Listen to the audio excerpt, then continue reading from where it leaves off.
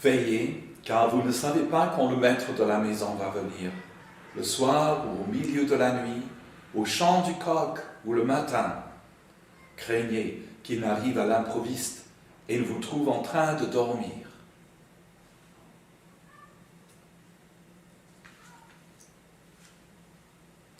Page 40 du livre de la prière commune, page 40 of the Book of Common Prayer.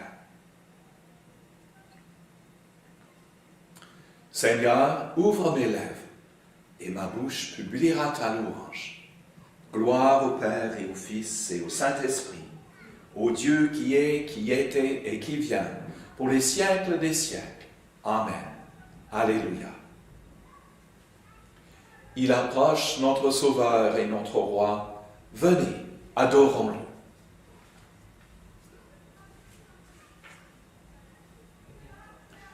Venez, crions de joie pour le Seigneur. Acclamons notre rocher, notre salut. Allons jusqu'à lui en rendant grâce. Par nos hymnes de fête, acclamons-le. Oui, le grand Dieu, c'est le Seigneur, le grand Roi au-dessus de tous les dieux. Il tient dans sa main les profondeurs de la terre, et les sommets des montagnes sont à lui. À lui la mer, c'est lui qui l'a faite, et les terres, car ses mains les ont pétries. Entrez, inclinez-vous, prosternez-vous. Adorons le Seigneur qui nous a fait. Oui, il est notre Dieu. Nous sommes le peuple qu'il conduit, le troupeau guidé de sa main. Aujourd'hui, écouterez-vous sa parole.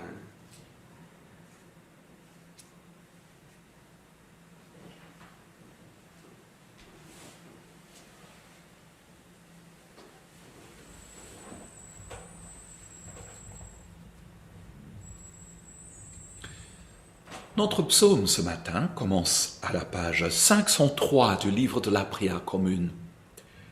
C'est la première partie du psaume 37. Our psalm this morning can be found on page 503 of the Book of Common Prayer. It's Psalm 37.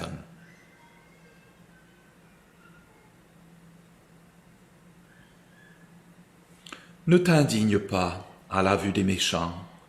N'envie pas les gens malhonnêtes. Aussi vite que l'herbe, ils se fanent. Comme la verdure, ils se flétrissent. Fais confiance au Seigneur, agis bien, habite la terre et reste fidèle. Mets ta joie dans le Seigneur, il comblera les désirs de ton cœur. Dirige ton chemin vers le Seigneur, fais-lui confiance. Et lui, il agira. Il fera lever comme le jour ta justice, et ton droit comme le plein midi. Repose-toi sur le Seigneur, et compte sur lui. Ne t'indigne pas devant celui qui réussit, devant l'homme qui use d'intrigue. Laisse ta colère, calme ta fièvre, ne t'indigne pas. Il n'en viendrait que du mal. Les méchants seront déracinés, mais qui espère le Seigneur possédera la terre. Encore un peu de temps, plus d'impies. Tu pénètres chez lui, il n'y est plus. Les doux posséderont la terre et jouiront d'une abondante paix. L'impie peut intriguer contre le juste et grincer des dents contre lui. Le Seigneur se moque du méchant, car il voit son jour qui arrive. L'impie a tiré son épée, il a tendu son arc pour abattre le pauvre et le faible, pour tuer l'homme droit. Mais l'épée lui entrera dans le cœur, et son arc se brisera. Pour le juste, avoir peu de bien vaut mieux que la fortune des impies, car le bras de l'impie sera brisé, mais le Seigneur soutient les justes. Gloire au Père et au Fils et au Saint-Esprit, au Dieu qui est, qui était et qui vient, pour les siècles des siècles. Amen.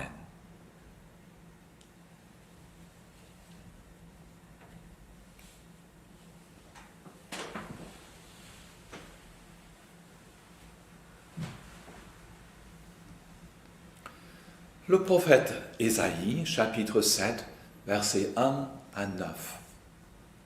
The prophet Isaiah, chapter 7, verses 1 to 9.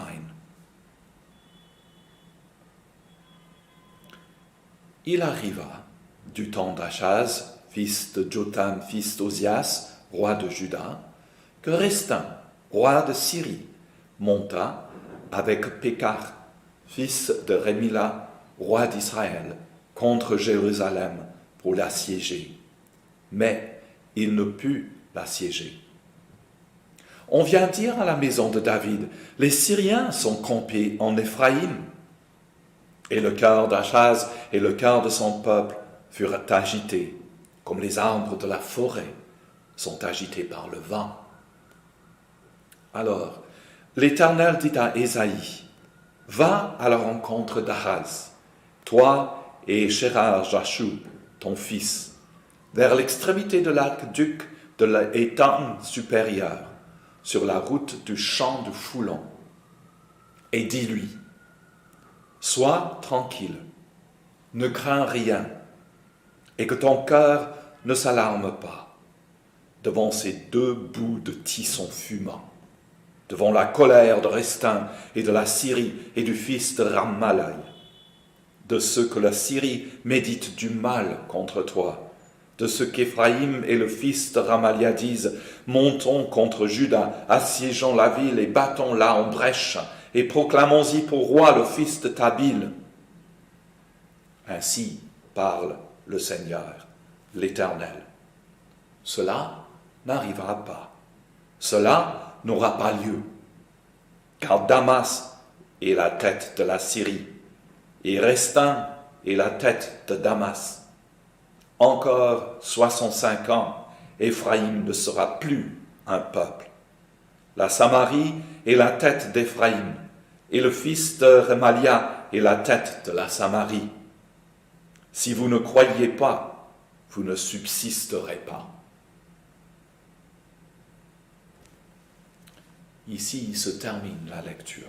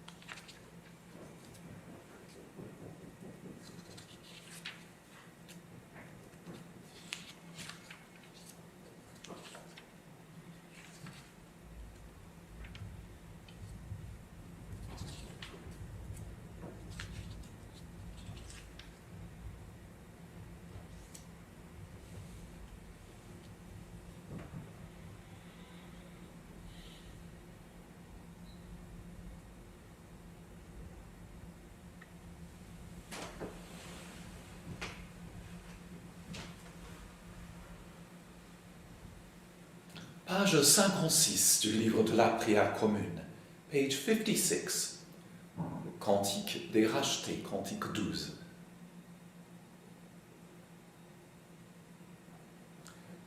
Grande, merveilleuse tes œuvres, Seigneur Dieu de l'univers. Ils sont justes, ils sont vrais tes chemins, Roi des nations. Qui ne te craindrait, Seigneur? À ton nom, qui ne rendrait gloire? Oui, toi seul es saint. Oui, toutes les nations viendront et se prosterneront devant toi. Oui, ils sont manifestes tes jugements. Gloire au Père et au Fils et au Saint Esprit, pour les siècles des siècles. Amen. Page 58, page 58.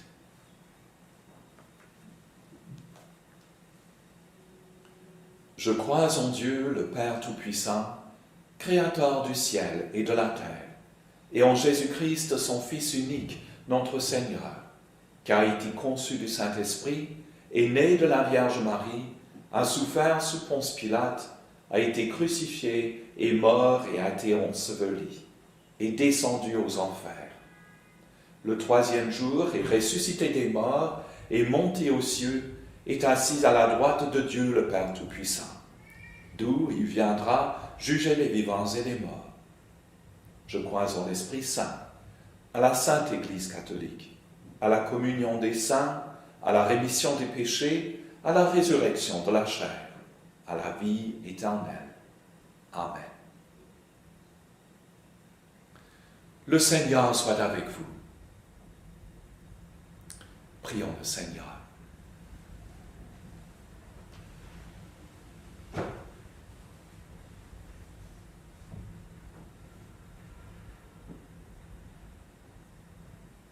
Ensemble. Notre Père, qui es aux cieux, que ton nom soit sanctifié, que ton règne vienne, que ta volonté soit faite sur la terre comme au ciel. Donne-nous aujourd'hui notre pain de ce jour. Pardonne-nous nos offenses, comme nous pardonnons aussi à ceux qui nous ont offensés. Et ne nous soumets pas à la tentation, mais délivre-nous du mal. Car c'est à toi qu'appartient le règne, la puissance et la gloire, dans les siècles des siècles. Amen.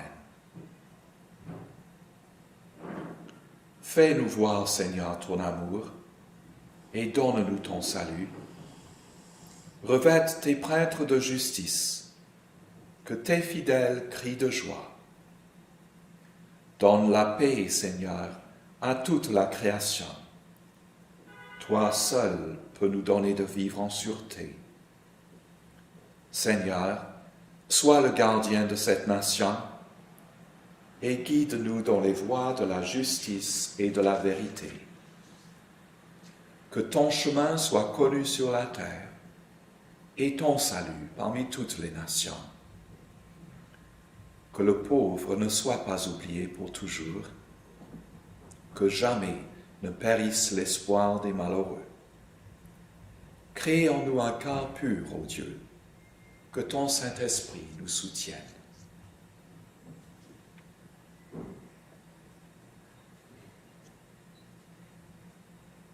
Dieu de miséricorde, tu as envoyé tes messagers, les prophètes, prêcher le repentir et préparer le chemin du salut. Accorde-nous la grâce d'accueillir leurs appels en renonçant au péché, et nous pourrons saluer avec joie l'avènement de Jésus-Christ, notre Rédempteur. Lui qui vit et règne avec toi et le Saint-Esprit, un seul Dieu, maintenant et toujours. Amen. Dieu Tout-Puissant, accorde-nous la grâce de rejeter les œuvres des ténèbres et de revêtir les âmes de la lumière, dès cette vie passagère que ton Fils est venu partager en grande humilité, qu'au dernier jour, quand il reviendra dans la gloire pour juger les vivants et les morts, nous ressuscitions pour la vie éternelle. Par Jésus-Christ, notre Seigneur, qui vit et règne avec toi et le Saint-Esprit, un seul Dieu, maintenant et toujours. Amen.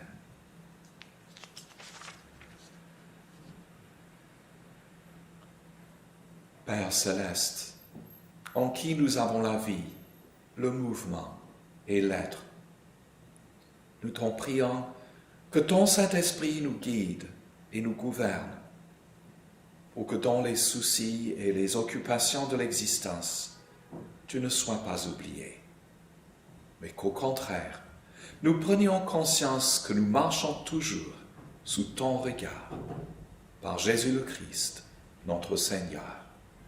Amen.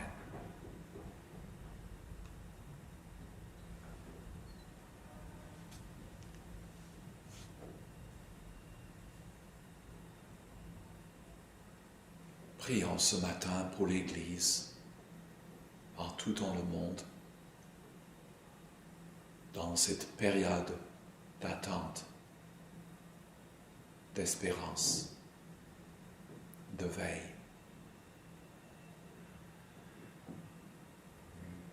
Aide-nous tous, Seigneur. Veillez pour toi et pas pour nos projets personnels et nos ambitions.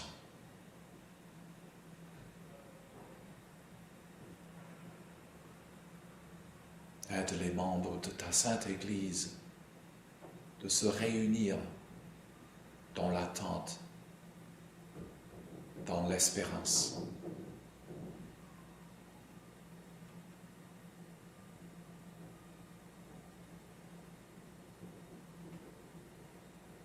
Nous prions pour notre paroisse, la petite Église française du Saint Esprit, en rendant grâce à Dieu pour tous nos membres et nos fidèles.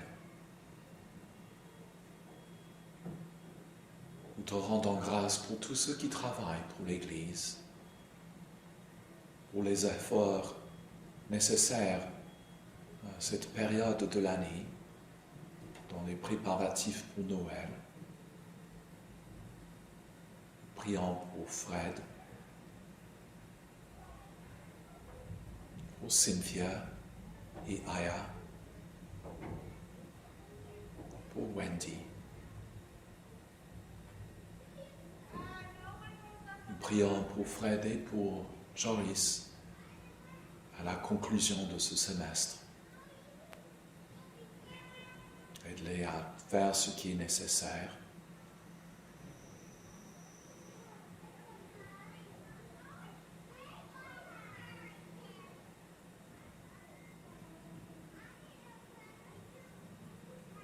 Nous prions pour les œuvres charitables auxquelles nous avons donné de l'argent cette année. Aujourd'hui, nous prions tout particulièrement pour the Haiti Project of the Diocese of New York, pour Sam Owen. Nous prions pour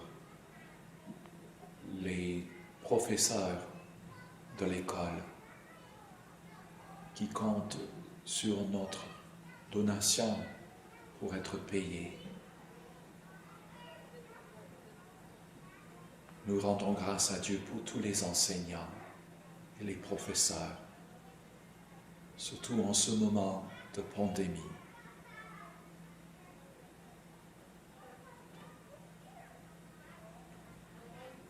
Nous prions pour notre monde.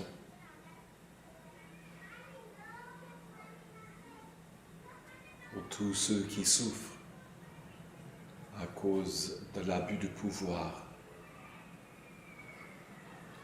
pour tous ceux qui souffrent à cause de la guerre, à cause du terrorisme,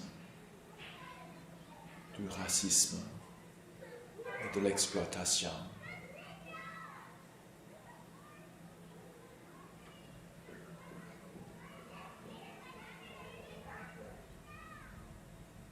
Nous prions aujourd'hui pour tous ceux qui sont condamnés à mort aux États-Unis.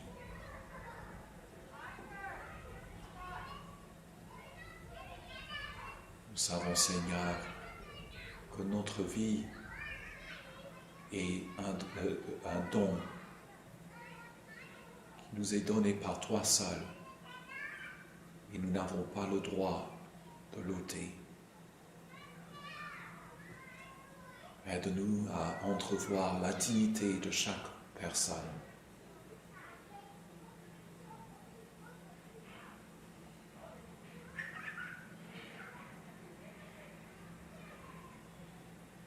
Prions pour tous ceux qui ont demandé nos prières en ce moment. Que la paix de Dieu remplisse leur cœur. Que la présence guérisseur de Dieu soit autour d'eux.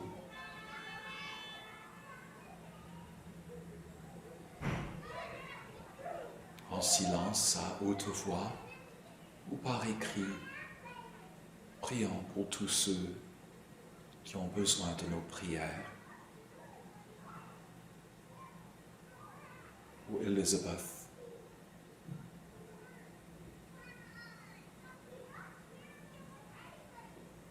pour Vanessa, pour Anne Haggerty, pour Tim, ou la grand-mère de Fred.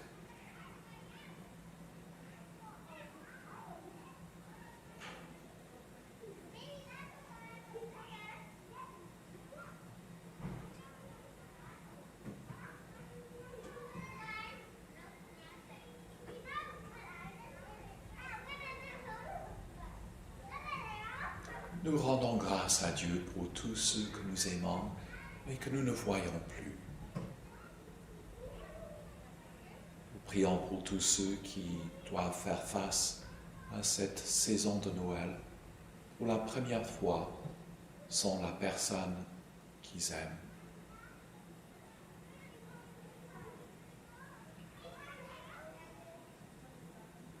Nous rendons grâce à Dieu pour la vie de Marjorie, de Rush, Ernestine, Fujio, Herndon et Hugo.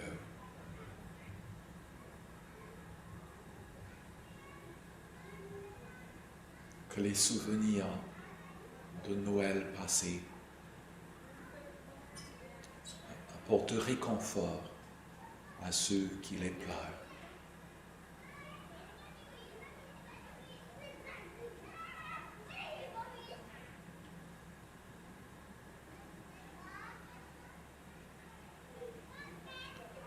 Prions pour nous-mêmes et pour tous ceux qui nous sont chers, surtout ceux qui se trouvent loin de nous en ce moment.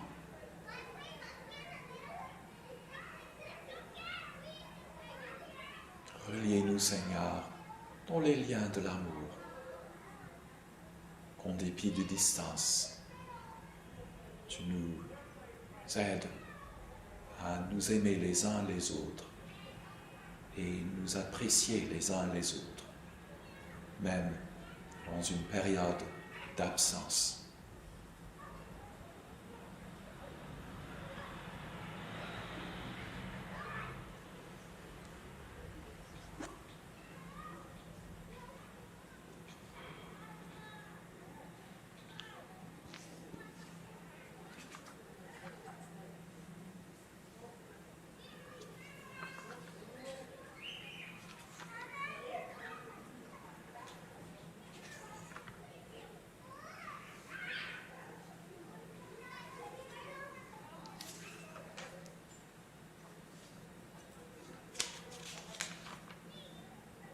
Tu nous as appris, Dieu de paix, que notre salut est dans la conversion et le repos, notre force dans le calme et la confiance.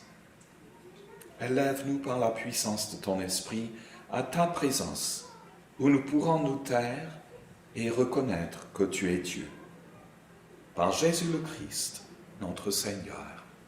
Amen.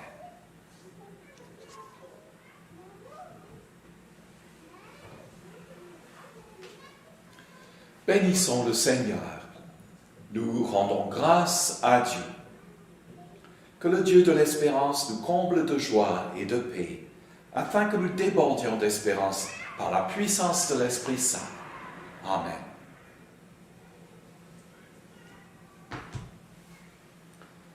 Bienvenue ce matin à la petite église française du Saint Esprit, à tous. Ce soir, c'est notre prière Taizé. Si vous voulez venir, priez de téléphoner ou envoyer un message pour nous informer avant de venir, pour que nous puissions être sûrs qu'il n'y ait pas trop de personnes dans l'église. Good morning, welcome to the Little French Church of Saint Esprit this morning for our morning prayer for Thursday morning. A little bit later on, we have our Taizé service this evening. If you would like to come to that Taizé service, please do let us know beforehand by email or by giving us a call, and we'll be sure to make sure that our numbers stay within the safe zone here in church It's especially important for the Taizé service since it's a sung service, so we can't have too many people in church for that particular service to keep social distancing and the airflow in the way that it's supposed to be kept. I have no great special announcements for us this morning. If you would like to pop by on Saturday, we can give you a little slot of time to come in and help decorate the tree. But once again, this is a close quarters activity, so we can't have lots of people in the church. Maximum, I think, to be on the safest side, we either have 1 or 2 people in church at the same time. So if you'd like to come in at some time on Saturday, once again, do send us an email and we'll make sure to get a rota. I'm sorry I can't be more precise about the time that you can be given. I know that we've filled up a couple of those slots already because of the announcements that I've been making over the last week or so. So if you'd still like to do that, please make sure that you call us soon because we've only got a limited time frame there to operate with. So that's this coming Saturday, so that we'll be ready for the church for our Chant en Noël service on Tuesday evening. And if you'd like to send a Christmas greeting to the members of the parish, your personal greeting to say Happy Christmas or Joyeux Noël and Bonne Année, que Dieu nous bénisse tous, or something, then please do send that greeting in, and we can, if you would like, print it up in the newsletter of the parish, which will be coming out on Monday at the latest, perhaps a little earlier than that. That newsletter will give you information about the protocols that we continue to have here at Saint Esprit to keep us all safe, and to give a little news about where we think that might develop over the next few months.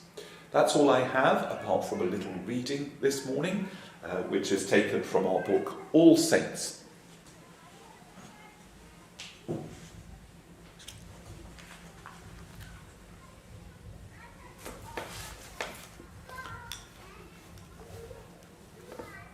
Today, for the 10th of December, we have a reading about Thomas Merton, who was a Trappist monk and he lived from 1915 to 1968. The Christian life, and especially the contemplative life, is a continual discovery of Christ in new and unexpected places. In 1949, a surprising title made its way onto the bestseller lists. The 7-Story Mountain was not a mystery or a tale of an alpine adventure. It was the autobiography of a clever young man named Thomas Merton, who had turned his back on the modern world to adopt the austere medieval regime of a Trappist monk. What made the book so fascinating was that Merton appeared to be, as he described himself, the complete 20th century man. He'd enjoyed a life of freedom, excitement and pleasure, only in the end to reject it all as an illusion.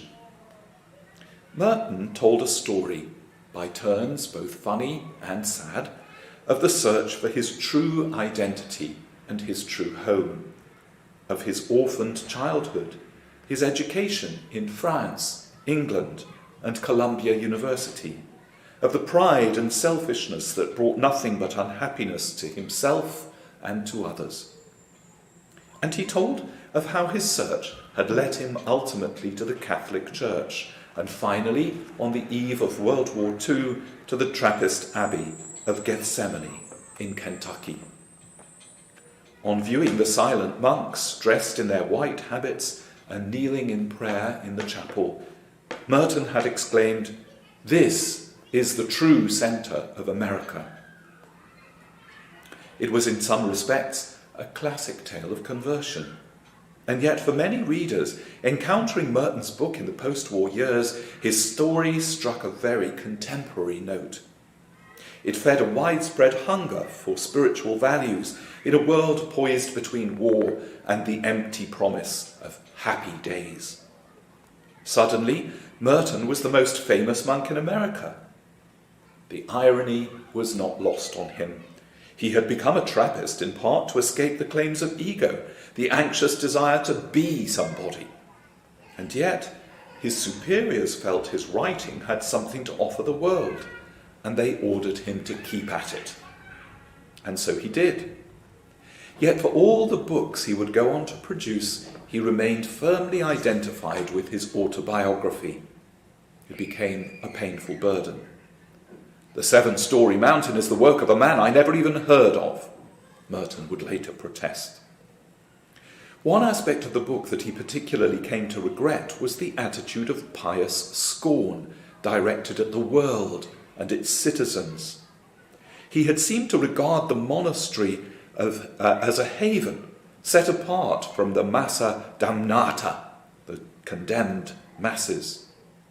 Only with time had he realized that the monastery is not an escape from the world. On the contrary, by being in the monastery, I take my true part in all the struggles and sufferings of the world. In one of his journals, he recorded a moment of mystical insight that marked a critical turning point in his life as a monk. It occurred during an errand in Louisville, at the corner of 4th Street and Walnut Street, in the centre of the shopping district. I was suddenly overwhelmed with the realization that I loved all of these people, that they were mine and I theirs, that we would not be alien to one another, even though we were total strangers. It was like waking from a dream of separateness, of spurious self-isolation in a special world, the world of renunciation and supposed holiness. Merton suddenly experienced a sense of solidarity with the human race, not simply in sin, but in grace. There is no way of telling people that they're all walking around shining like the sun. There are no strangers. The gate of heaven is everywhere. For years, Merton had devoted creative thought to the meaning of monastic and contemplative life. But from this point on, he became increasingly concerned with making connections between the monastery and the wider world. Scorn and sarcasm gave way to compassion and friendship.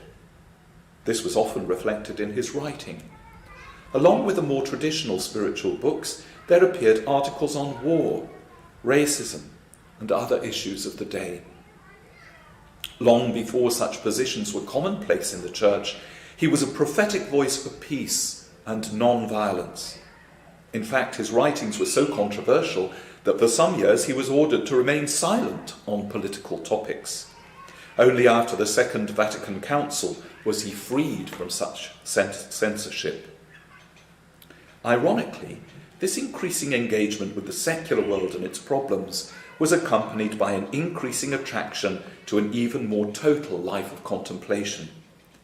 In 1961, he was given permission to move into a hermitage on the monastery grounds. There he continued to perfect the delicate balance between contemplative prayer and openness to the world that had become the distinctive feature of his spirituality. Merton maintained a wide circle of friends. Many of them knew something of the tensions which at times characterized relations with his religious superiors. In the spirit of the 1960s, some of them frankly questioned whether his vocation wasn't an anachronism and challenged him to get with it. Or get with it, I suppose.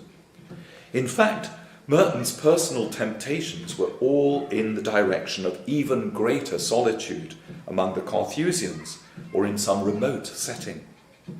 But in the end, he always returned to the conviction that his best service to the world lay in faithfulness to his monastic vocation and that his spiritual home was at Gethsemane. In his last years, a more liberal abbot did encourage Merton to venture forth. In 1968, he accepted an invitation to address an international conference of Christian monks in Bangkok. Merton was particularly excited about the prospect of exploring his deep interest in Eastern spirituality. In this respect, as his journals show, the trip marked a new breakthrough, another encounter with the gate of heaven that is everywhere. On December the 10th, he delivered his talk and afterwards retired to his room for a shower and a nap. There, He was later found dead, apparently electrocuted by the faulty wiring of a fan. For all his restless searching, he had ended exactly as he had foreseen in the 7-story mountain. The book had concluded with a mysterious speech in the voice of God. I will give you what you desire. I will lead you into solitude. Everything that touches you shall burn you, and you will draw your hand away in pain until you have withdrawn yourself from all things. Then you will be all alone, that you may become the brother of God and learn to know the Christ of the burnt men.